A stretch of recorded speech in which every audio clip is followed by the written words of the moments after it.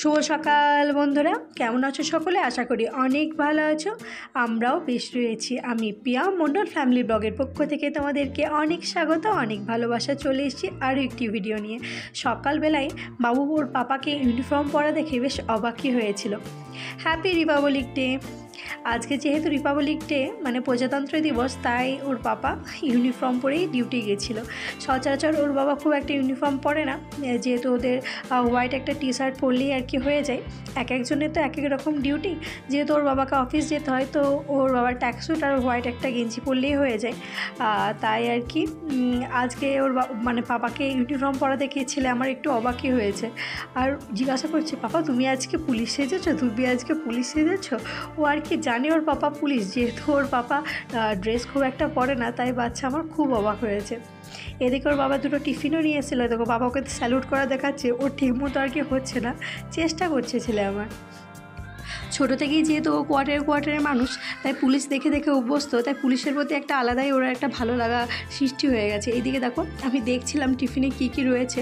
আর ওই দেখো দেখেছো প্রণাম করা, ও পাপা আর ওর দাদুকে খুব ভক্তি ভরে প্রণাম করে। আমাকেও প্রণাম করে না, বা আমার শাশুড়ি মা মানে মাকেও প্রণাম করে না, আমার ঠাম্মাকেও প্রণাম করে না, কিন্তু দাদু আর পাপাকে বলতে হয় না, নিজে থেকেই আর কি প্রণাম করে। রাতের প্রতিদিন সবার আগেও পাপাকে প্রণাম করে শুই। এইদিকে দেখো ওইদিকে বাবু ডাল চাপিয়েছিলাম, আর এইদিকে বিরিয়ানি। আজকে একটু সানডের দিন একটু ভাবলাম স্পেশাল কিছু বানানো যাক, কিন্তু এটা না একদম ঘরোয়া বিরিয়ানি বানাবো না। এতে কোনো ফুড কালার দেবো না, এতে কোনো ওই মিঠা তোর গোলাপ জল অনেক রকম দেয় না, আমি কিচ্ছু দেবো না। কারণ ওই সমস্ত খেলে আমি দেখেছি প্রচণ্ড পরিমাণে অ্যাসিডিটি হয়। আর চালটা আমি ঘরে যে চালটাতে প্রতিদিনকার আর কি ভাত রান্না করি, সেই চালেরই আজকে করবো, যেহেতু আমি ঘরোয়া বিরিয়ানি বানাচ্ছি। এদিকে দেখো ওর বাবা অল্প চিকেন এসেছিলো, যেহেতু আজকে সানডে, আজকে প্রচুর পরিমাণে চিকেন সেল হয়েছে, পাওয়াই যায়নি। অল্প যেটুকু পাওয়া গেছিলো সেটুকুই নিয়ে এসেছি। আর এটা আমার ছেলের জন্য বানাবো চিকেন পকোড়া, তাই আর কি সমস্ত কিছু গুঁড়ো মশলা একটু একটু করে দিয়ে আর কি বানাচ্ছি।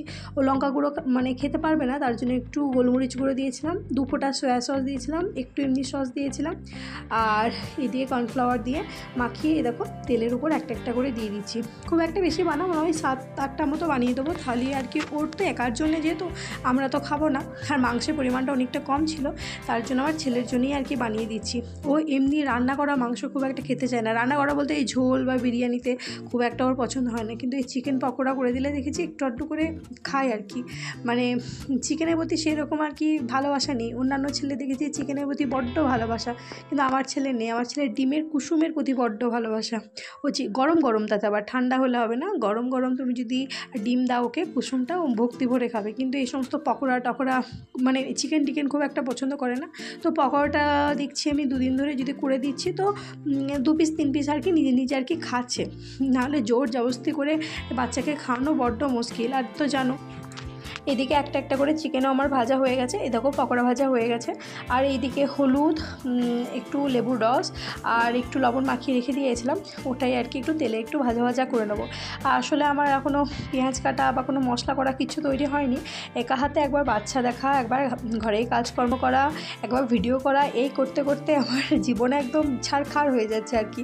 আর রান্নারও সেরকম আমি জুত করে উঠতে পারছি না, তাই আর কি তেলের ভেতরেই আর কি মাংসগুলো দিয়ে দিলাম, একটু ভাজা ভাজা হোক। আর সেই ফাঁকে আমি পেঁয়াজ টেয়াজ কেটে নেবো, মশলাটাও আনিয়ে নেবো, তাহলে তাড়াতাড়ি হয়ে যাবে।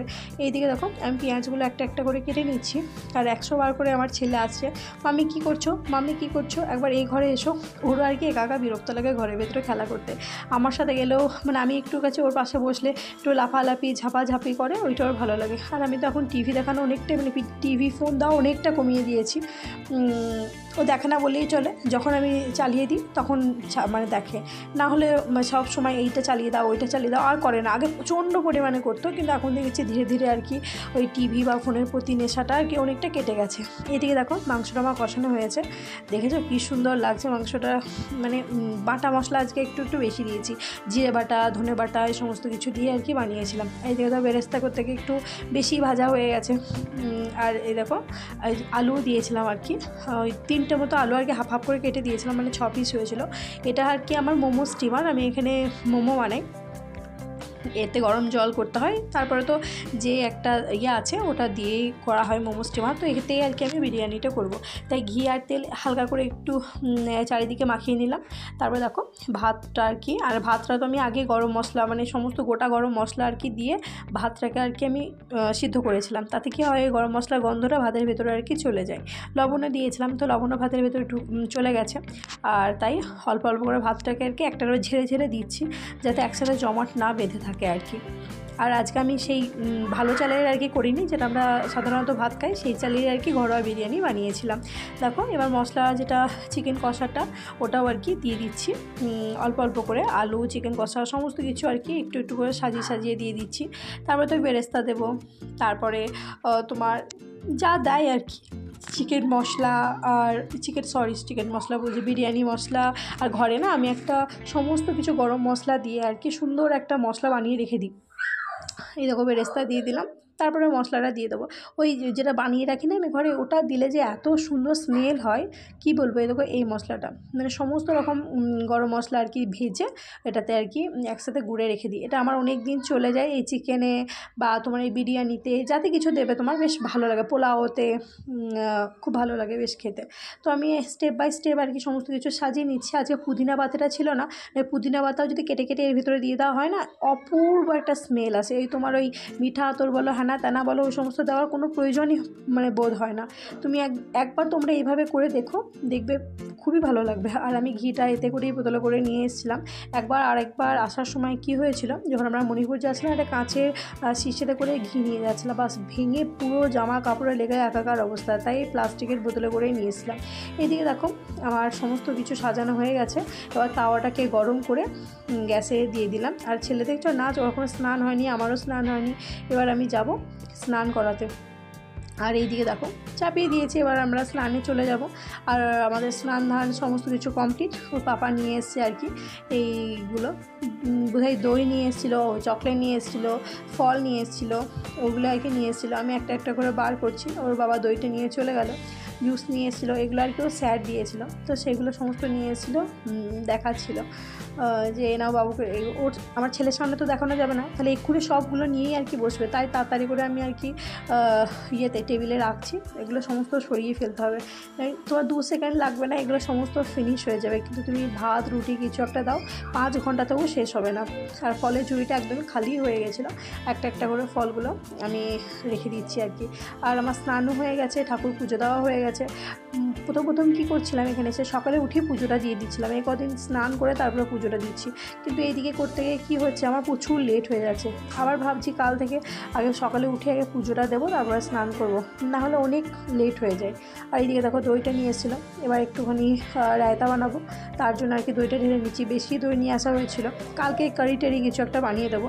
এদিকে দেখো বিরিয়ানিটাও আমার কমপ্লিট, এত সুন্দর সেন্ট আসছে মানে কি বলবো, অপূর্ব।